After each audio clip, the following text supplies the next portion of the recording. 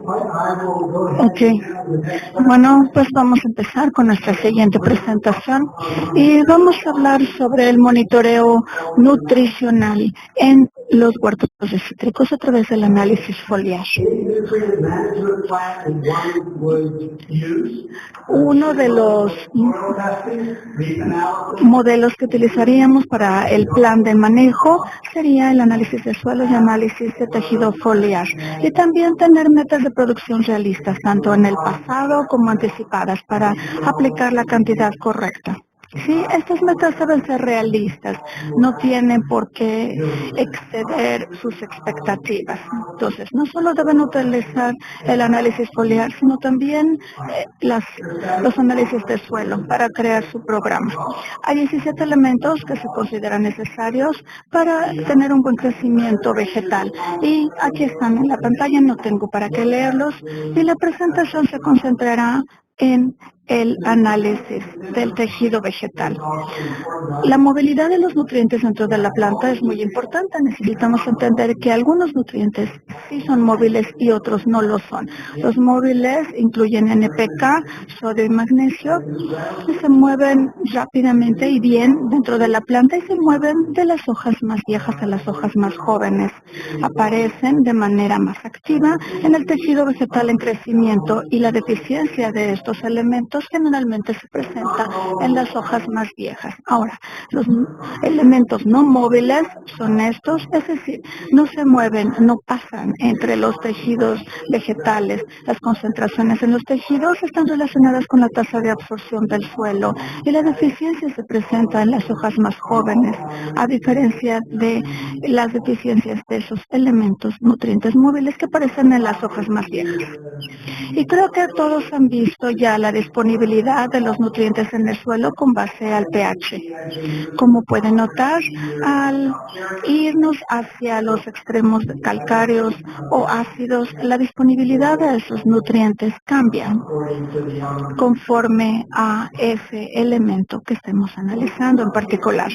Así es, cuando vemos el análisis foliar como método para probar ciertos elementos, vamos a utilizar el suelo para el pH y para la materia orgánica, y también la materia orgánica se lixidia del suelo, no es adecuada, entonces el análisis del suelo para analizar el nitrógeno ni el potasio.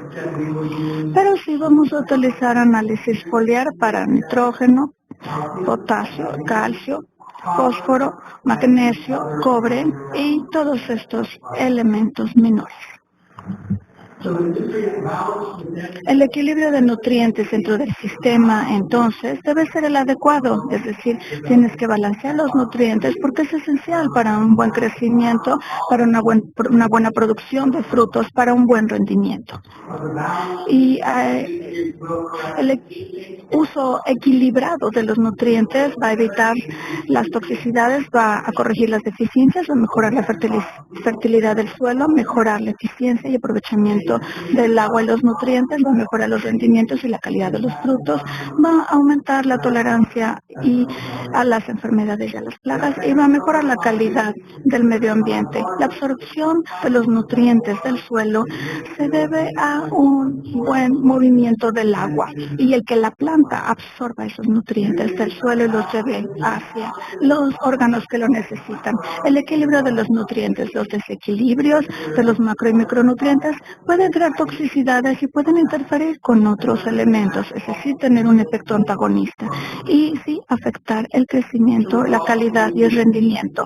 Los nitrógenos, creo que muchos de ustedes han visto estos síntomas de deficiencia que se ven a través del análisis foliar. El nitrógeno es el elemento más importante para tener un buen crecimiento, un buen rendimiento y una buena calidad del fruto, y aprovecha más o menos la misma cantidad de nitrógeno que de K. Y se pierde con mucha rapidez del suelo, por eso es importante hacer el análisis foliar y se requiere para que haya una buena división celular y un buen crecimiento y una buena respiración. El exceso nos va a dar sólidos en mayor cantidad y frutos más verdes pero más pequeños. Y si hay deficiencias, ocasionará que se genere clorosis generalizada. Por ejemplo, esta es una hoja que tiene suficiente nitrógeno y estas dos no tienen suficiente nitrógeno y se ve entre las nervaduras esa deficiencia. Fósforos. Algunas plantas sí requieren ciertas cantidades de forma moderada. Algunos suelos pueden fijar el fósforo y no está disponible para las plantas, se necesita para la fotosíntesis y la descomposición de los carbohidratos, así como para la transferencia de energía dentro de la planta.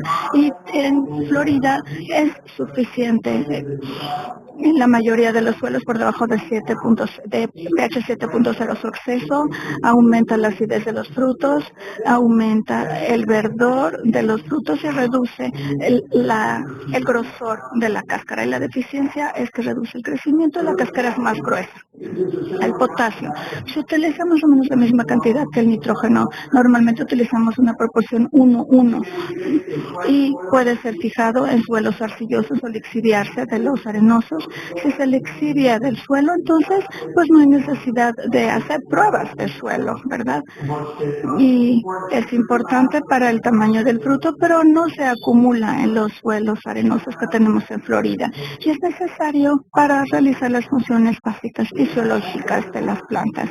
Cuando hay exceso, disminuye la calidad del fruto, el tamaño del fruto, el verdor y el grosor de la cáscara. La deficiencia nos va a dar frutos más pequeños, más lisos, con un color muy fuerte en la cáscara y va a aumentar el agrietamiento de los frutos.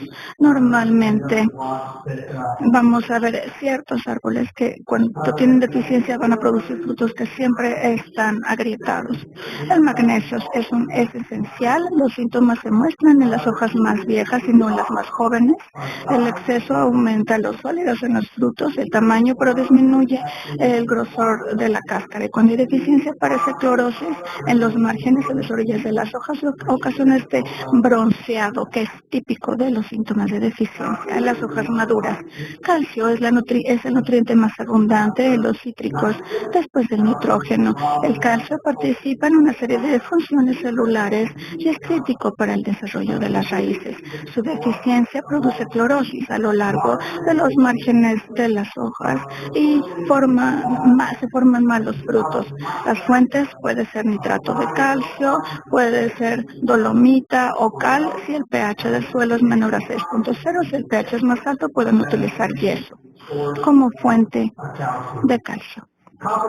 El cobre, la deficiencia del cobre ocasiona estas muertes regresivas de las pequeñas ramas y también crea una amoniacación debido al exceso de las aplicaciones de nitrógeno. La toxicidad se presenta en suelos con pH bajo y se reduce cuando el pH se mantiene por arriba de 6.5, pero hay algunos injertos que no les gustan nada estos pH tan altos, hay que tomarlo en cuenta.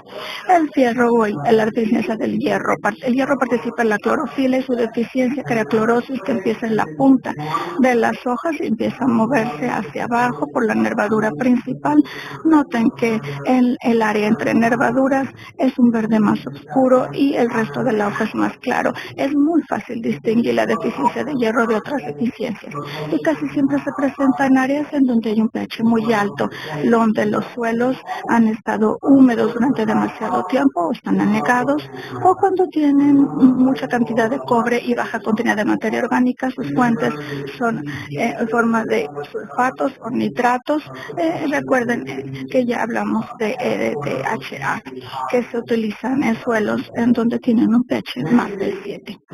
Manganeso. Noten cómo las nervaduras son verdes y el área, en comparación con el área alrededor. Esto es muy definido en este caso. Su deficiencia produce estas entrenervaduras más verdes. Y el manganeso tiene funciones muy importantes en las plantas. El boro es muy importante para la translocación de los azúcares, para el metabolismo de los carbohidratos, para la división celular, especialmente en los frutos. Cuando hay deficiencia, vamos a tener este eje, este centro muy oscuro y estas lesiones en la cáscara y se corrigen con mucha facilidad, ya sea con una aplicación al suelo o una aplicación foliar, y normalmente no aplicamos las dos, utilizamos o aplicación al suelo o aplicación foliar para corregir la deficiencia de boro.